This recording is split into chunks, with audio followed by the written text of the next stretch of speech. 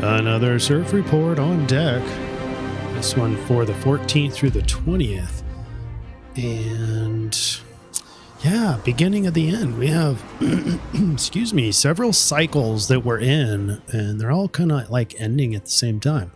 This week, we're going to see the end of the astrological year when Sun goes into Aries and begins the new astrological year. So there's one cycle. Just to name one of them. Then we got the eclipses coming, so we've got that whole 6-month cycle ending and beginning. Not this week, but soon. And then we have the Pisces lunar cycle that is still ongoing. We're going to be on the first quarter moon this week. But anyway, we're looking at the 14th through the 20th of March, 2024. Lots of unpredictability in the world right now. And a lot of that is marked by the astrological signs and the layouts. Okay, here's our overview of the influences. We got the first quarter moon, and we have Sun Neptune, which we have talked about in a previous energy shift report. And that's all in Pisces. We have the Vernal Equinox. We'll talk about that. We have a starting of a really cool alignment, Jupiter and Uranus, that we sort of mentioned last time, and we looked at in depth in the Eclipse video, the energy shift report there. And that's beginning here. This is a slow planet sort of an arrangement, so it lasts quite a while, several months. And then Dreambot shows spiritual war. Can't wait to show you that one. Like food is still at the top of the collective unconscious, but it's pretty straightforward now. The Dreambot is showing spiritual war. And the I-Ching says affluence. It's not what you think. That's, if you take it for face value, affluence, we're looking at Jupiter and Uranus together, sort of an expansive change. But if you look at the change lines, it very specifically sort of points to the opposite. There's some uneasiness there when you look at the change lines in commensurate or in context of I-Ching 14. Put it all together, we have a lot of transition points. We have a lot of, Sun and Neptune is sort of a reality check or dreaminess to it. And then Sun going into Aries changes that. We have some Pluto influences. We've got a lot going on. Let's just get to it.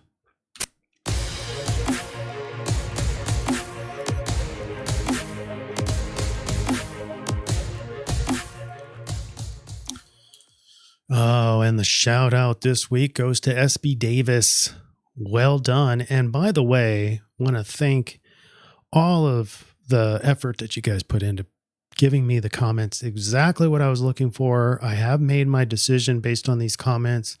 SP Davis is one of those who really likes those weekly reports. And so I want to say that because of your comments, I've made the following decision. Each week, we are going to have a CIRF report, at least for the near future, the medium term future. We'll still have Wednesday, a CIRF report comes out for the following energetic week.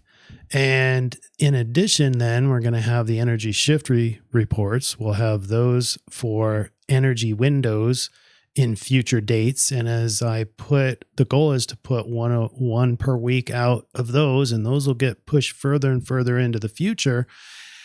And then I have a third video set, which I don't have time for this yet. I don't have time to create it. I don't have time to do the videos, but I have the idea. And the idea is basically converting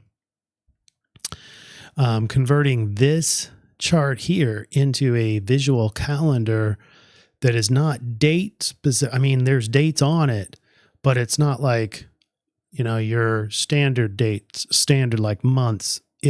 Or weeks even. It's based on energy windows. And so basically a God's eye view of archetypical energy windows. And that's going to be my third set of videos. Looking forward to when I have time to do that. Can't wait. And so anyway, that's that. let's go to the Dreambot really quick. Oh, that's not the Dreambot. Right there is, though. All right. Look at that food at the top. Again, I didn't even put the lines on there. I mean, you just read it. It's all about global. It's about food. Food is at the top again. It's accelerating upward. It's not even slowing down. It's going higher in the surge score, meaning that it's getting more pronounced in people's dreams. Time is a big one, when including the word calendar now, and GMT remains high. That's a global thing. And then there's these enemy words, boots and whatnot. Jesus is still in the run, but it has decreased. And there's some new ones, but it's just basically a spiritual war. All right, there you have it. All right, and this is an important slide because it's our eclipse cycle. This is the God's eye view that we have so far. And we are right here in this CIRF report. We're in this little sliver right here. We're just before a lunar eclipse. We're inside of the Pisces lunar cycle, so a 29-day, 30-day cycle. And we're in the first quarter. So at the full moon is going to be the eclipse. And then we're going to head into 2 weeks later into the Aries total solar eclipse, which will start the new 6-month cycle, the eclipse cycle, ruled by good old Aries. All right. And here we are this week. Not sure why that keeps on showing up, but we have kind of a gradual sloping thing. It's just approaching the vernal equinox, so where we finally get into balance. But it's just this approaching the end, approaching the beginning, everything's cyclic, but we have basically 3 cycles that in this period, not necessarily this week, but we're in these endings, beginnings. And so it's just this sort of uneasiness that's associated with birthing new things, in my opinion. All right, here's our grand view of March. We're about, midway through. At the end, we're going to see Mercury retrograde, but that's not this week. This week is the 2 vertical black lines here. You're going to see the vernal equinox. That's the sun going into Aries. You're going to see the sun and Neptune in a perfect conjunction. That's a big, powerful alignment that will be part of our solution. And we also see Venus and Saturn. It's going to be more of a factor, I think, for next week, but it's starting to be pronounced here. And it is part of the evenness or the yin-yang of the equinox, as discussed in episode 5 of the energy shift. Piercing the veil is where we are as we are at the onset of this week. And I would like to propose, as I had some of these hypnagogic insights, we're actually, or at least I am, I feel like I'm more out here beyond the veil and trying to pierce my way back in. So things are a little cloudy. It was weird having this level of good energy and yet feel so sluggish. Interesting. I didn't expect that because Mercury is in Aries and lighten it up. And so I just assumed that we wouldn't have that sort of Pisces cloud. But here it is. Thursday, the 14th.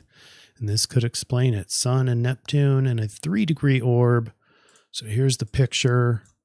And we're looking at maybe a foggy path.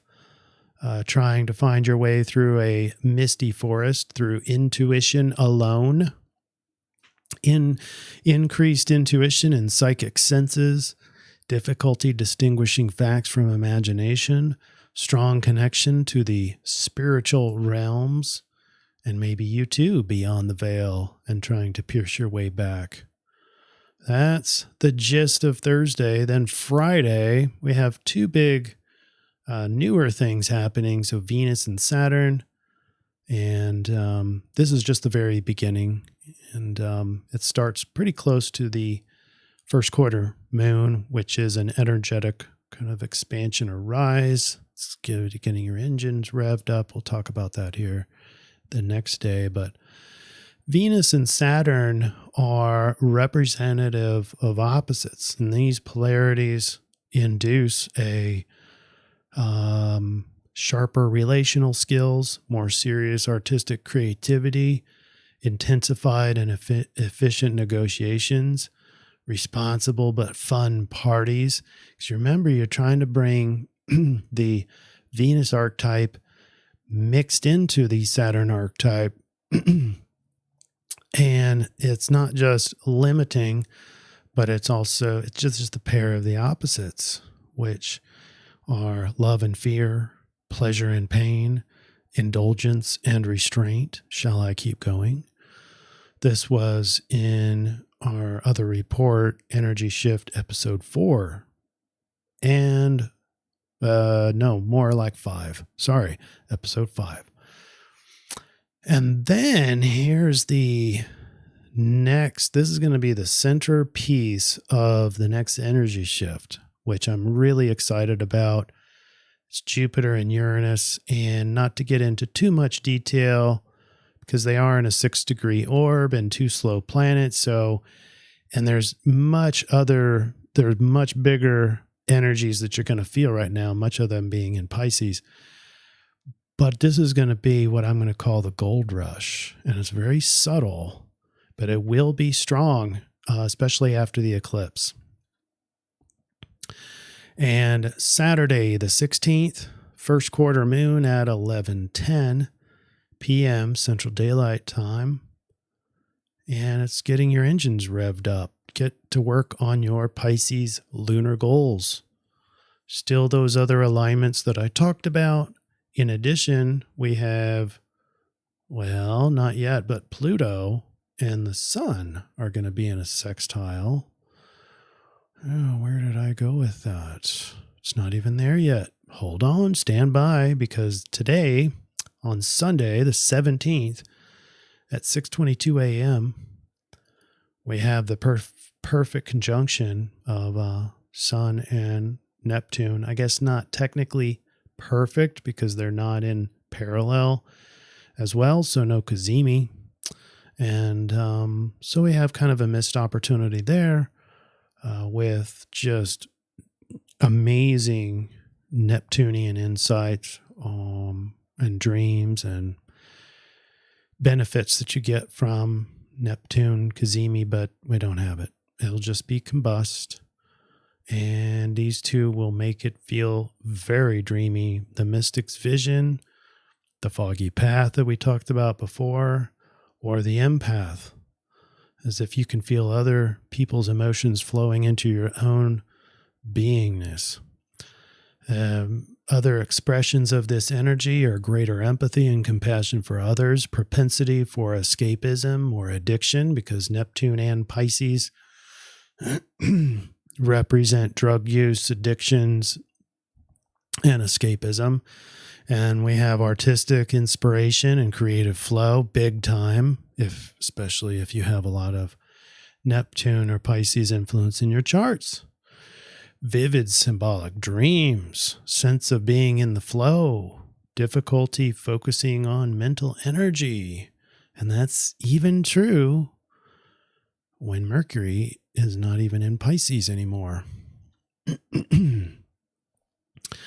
Monday, the 18th, back to Mercury. Speaking of Mercury, he is passing the North Node, and this triplet here will be a conjunction to the eclipse, the total solar eclipse. It's hovering right over Chiron and will be conjunct with the North Node. And actually, how this happens is Mercury goes all the way through Aries, almost gets out of Aries, but just before he does, he turns retrograde and starts coming back. And so by the time the total solar eclipse happens, it'll be part of this little trio. So a lot happening at the solar eclipse.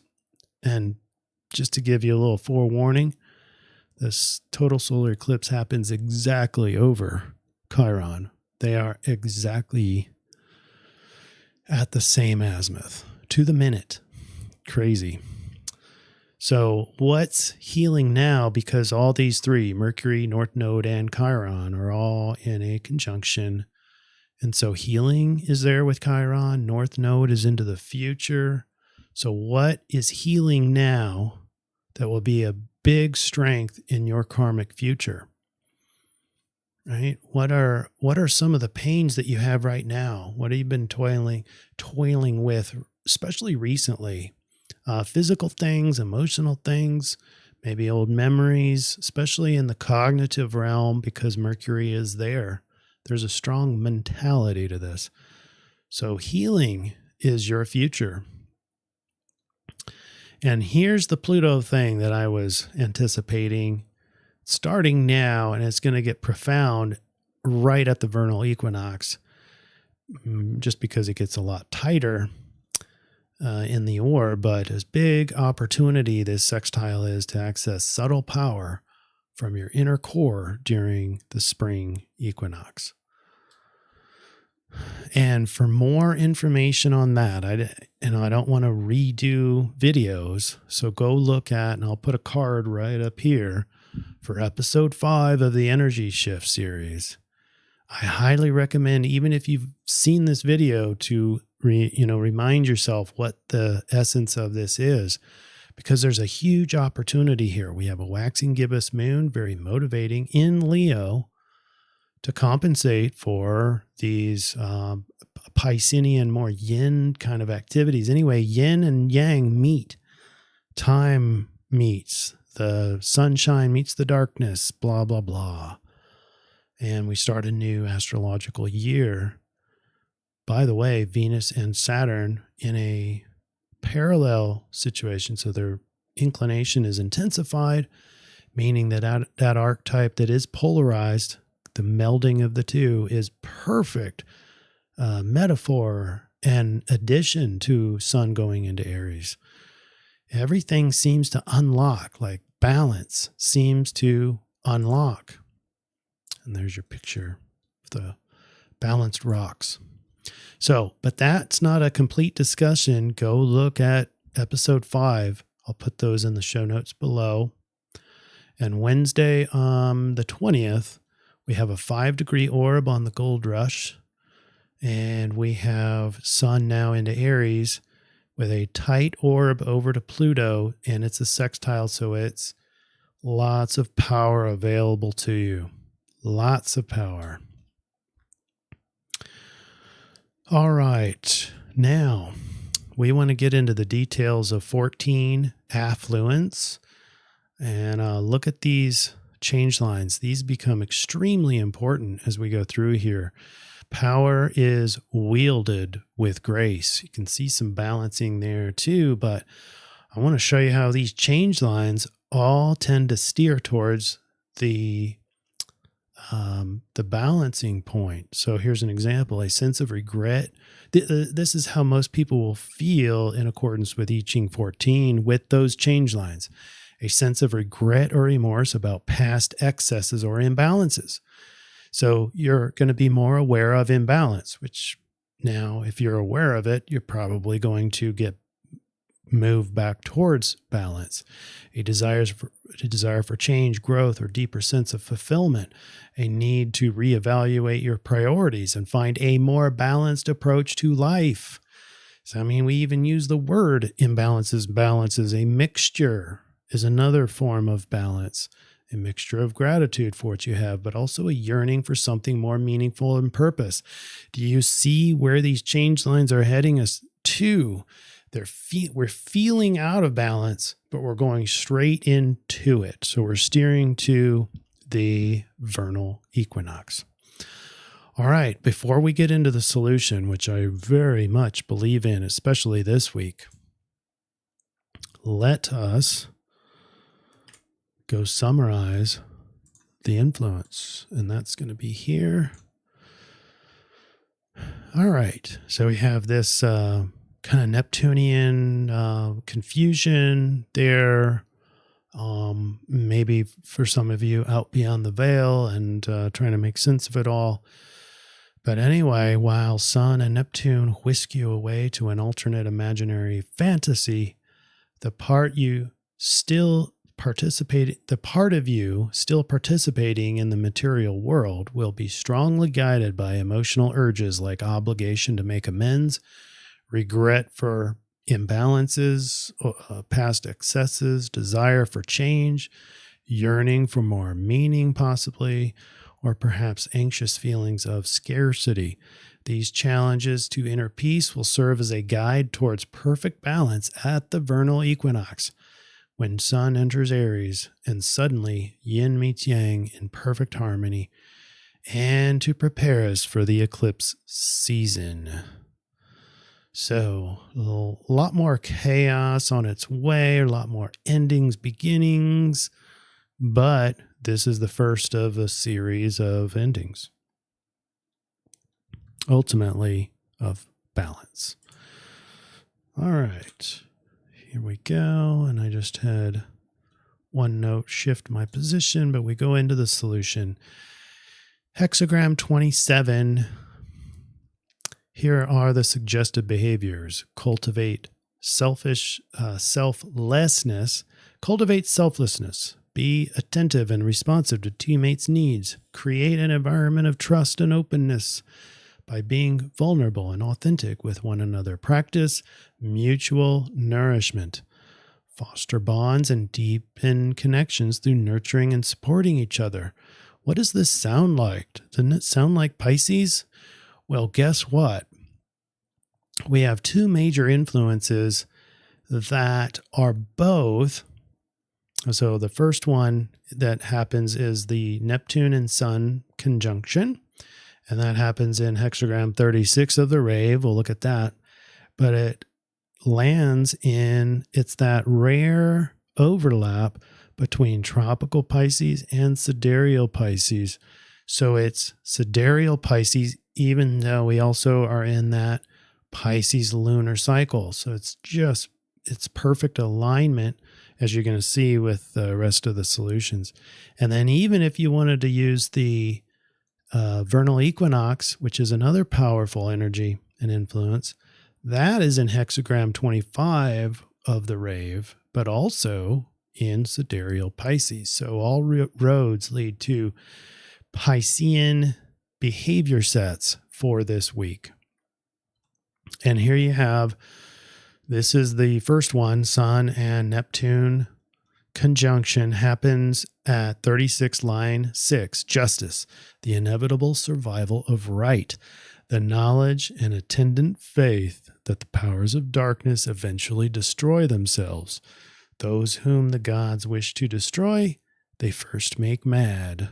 The correctness of crisis when it arises out of pure feelings.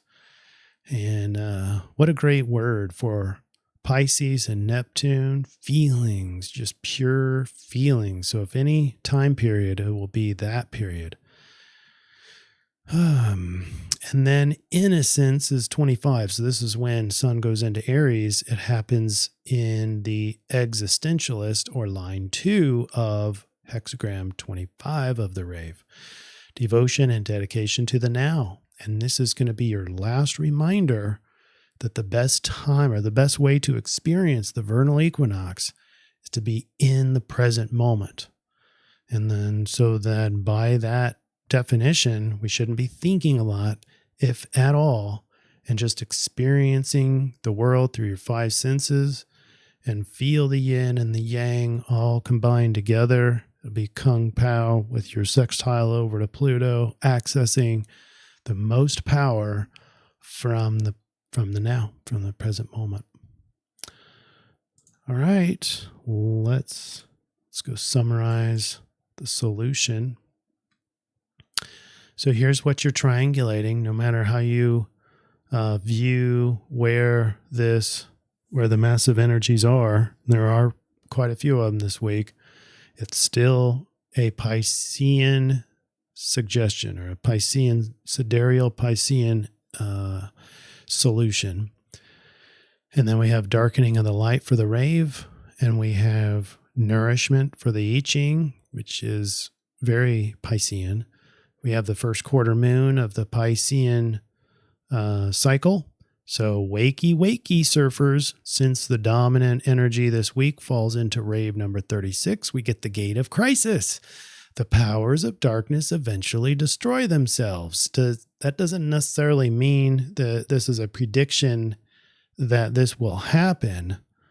It means that maybe it starts with this, or it's not in a direct activity or event that you're going to see out in the real world, but more of a metaphor of the grand scope of things. Again, I think this is part of why I named the video The Beginning of the End.